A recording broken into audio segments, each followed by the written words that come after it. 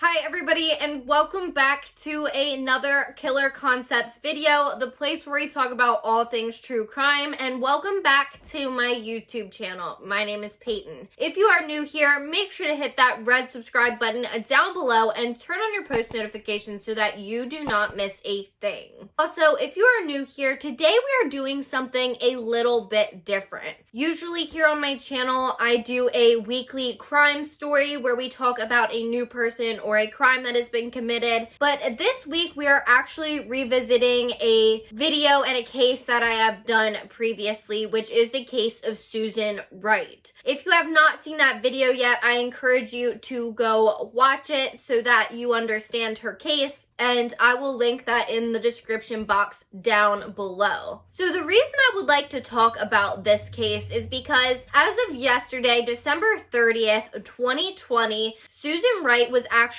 released from prison. Now, in 2003, Susan Wright had stabbed her husband, Jeffrey Wright, 193 times in their Harris County home before she tried to bury him in their backyard. So we are just going to start by talking about her release, and then I am going to do a brief recap of the case, and then we will end by raising some questions. So according to Click to Houston and the Texas Department of Criminal Justice, at 9:30 a.m. on December 30th, 2020, 44-year-old Susan Wright was released from the Gainesville, Texas prison. In 2004, Wright, who was only 26 years old at the time, had stabbed her husband, Jeffrey Wright, 193 times in their Harris County home and tried to bury him in their backyard before turning herself in a week later. This would get her 25 years in prison before that was appealed, and her sentence was reduced to 20 years in prison. Since she was released yesterday, she only ended up spending a total of 16 years. Yesterday, Wright arrived at a Harris County home, which was early Wednesday afternoon, and the media was waiting for her as she was getting out of an SUV. When she started getting out, she actually paused and she decided to say something to them, stating, quote, "Please don't do this to my family. Please stop. Have a heart," end quote. The media then began questioning Wright on if there was anything else that she would like to say regarding her release, and she continued on saying, quote, "I would just like privacy. Please respect that. I'm sure that y'all can understand, but please don't do this to my family. Even if you do it to me, don't do it to them, please," end quote. In the video, which I will link down below, you can hear the media responding kindly to Wright and leaving her alone as she proceeded to walk in to the home that she had arrived at. So for those of you who have not watched my video on Susan Wright and the murder of her husband, Jeffrey Wright, and how she gained the name the Blue-Eyed Butcher, here is a brief recap. On January 13th, 2003, 26-year-old Susan Wright would end up tying her husband, who was 34 years old at the time, Jeffrey Wright, to their bed and stabbing him 193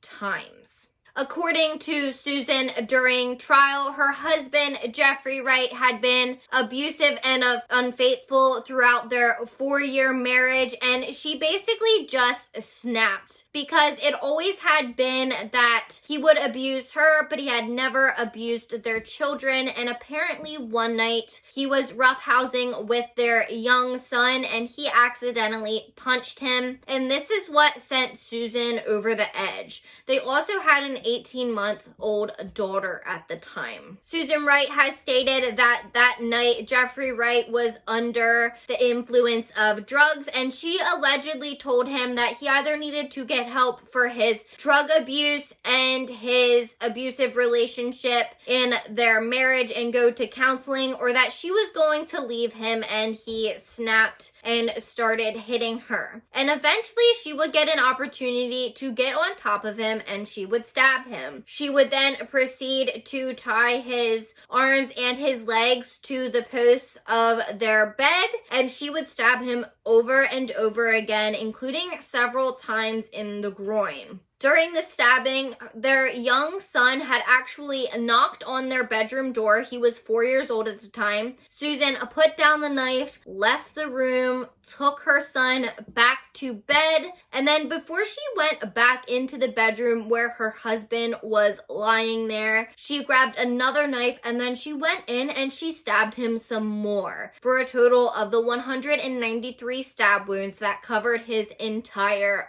body. Susan Wright had said that she was afraid that he was going to get up and that she was just stabbing him because she was that afraid. Susan then proceeded to untie Jeffrey Wright. She would pull him off the bed and then tie him to a furniture dolly and roll him out into the backyard, in which she would put him in a pit that Jeffrey Wright had actually dug to put a fountain in. She would then cover him up with potting soil and she would leave him there until she turned herself in to the police. Over the next few days, Susan Wright had drug their bloody mattress out in the yard. She had pulled up carpet. She had painted a part of the house. She had bought several gallons of bleach and she was cleaning. She had bought several gallons of bleach and she was scrubbing the house. All of these things she would then proceed to throw out in the backyard, as well as a knife that she had thrown in a pot.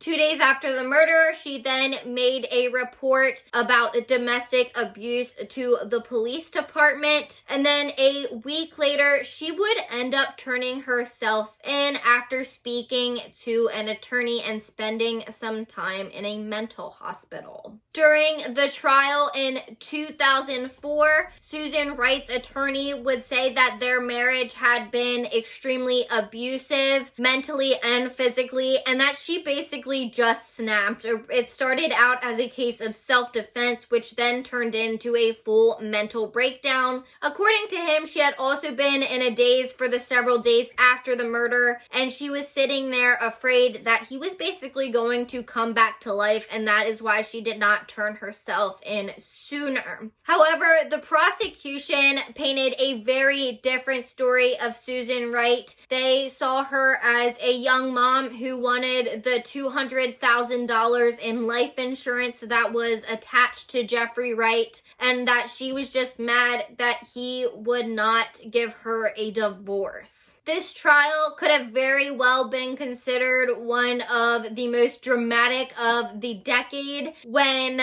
Assistant District Attorney Kelly Ziegler actually had the bloody mattress and bed that Susan Wright had killed her husband Jeffrey on brought in to the courtroom and set up, in which she proceeded then to have a fellow prosecutor lay on the bed. Kelly Ziegler would straddle him in the way that they believed that Susan Wright had been on top of her husband, stabbing him, and she reenacted the stabbing, in which Susan watched on and she cried hysterically throughout the entire thing. Ziegler would also make it a big point to show that Susan Wright had stabbed her husband several times in the groin, in which seemed like a very horrific murder, in which it was filled with much rage. But I can't help but question if the reason that she stabbed him so many times in the groin is because of marital rape that Susan Wright had reported to the police. She said that he would rape her. And some people don't believe this is something that can happen in a marriage,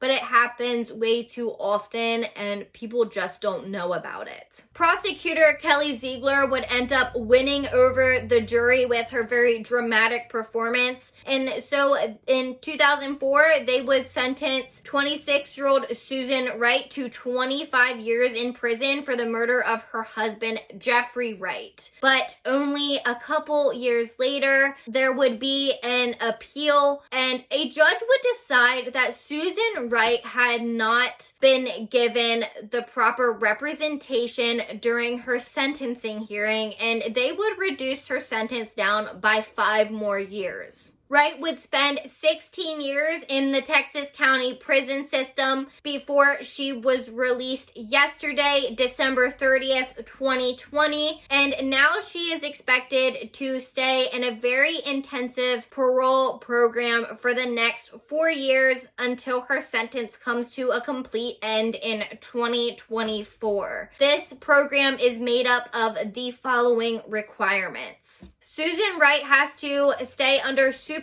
intensive supervision. She has to be on a GPS monitoring device. She has to maintain employment, as well as not being able to leave the state and attend anger management classes. On the eve of her release on December 29th, 2020, her family texted, quote, "I think she's paid her debt to society and deserves a second chance," end quote. So now that we know that 44-year-old Susan Wright is out roaming the streets of Texas, we have to ask ourselves some questions like, should she really be free? Did she serve enough time for what she did, even if it is an abuse case? There is that very strong line that if it started out as self-defense, I could very much see her getting out at this time, but 193 stab wounds definitely sounds like an excessive amount and could possibly be a result of a very big mental breakdown. My biggest question is she stable? I'm sure that is stuff that they evaluate before they release somebody. It is a very unusual case because if she was a victim of domestic abuse, usually the abuser is the one who ends up murdering the victim, and many times, unfortunately, it ends up that way. We don't really see the victims lashing out on the abusers as much. And it is a possibility that she was in a really volatile situation in her marriage. And a lot of people did not see it from the outside because Susan and Jeffrey Wright were seen as a picture perfect couple. I would really like to hear your opinions on this case. Do you think she should be out of prison? Do you think she served enough time? Do you think she was an abuse survivor? And did she just have a mental breakdown? I definitely do not want to tear her down if she was a victim of domestic violence, but I also think 193 times stabbing somebody is an awful lot. I would really like to hear what you have to say about this case and about her being released from prison. So if you could either send me an email at killerconceptsvlog@gmail.com, which is also in the description box down below, or leave me a comment. I would love to have a conversation with you guys regarding this case. Make sure to follow my Instagram. I will post any more updates that I find about Susan Wright and if she has spoken to the media anymore. And I also post updates about when I am posting videos and if there has been any changes. So just make sure that you are following me on Instagram. If you have not done so already, make sure to hit that red subscribe button down below and turn on your post notifications so that you do not miss a thing. I also just want to mention that if you are a victim of domestic violence, please reach out for help from somebody. There are so many resources out there now that you can reach out to. I will leave some resources in the description box down below. I just really want to urge you to get out of the bad situation that you may be in. Before you go, I just want you to remember that the most dangerous minds hide in the most unlikely places. Stay safe.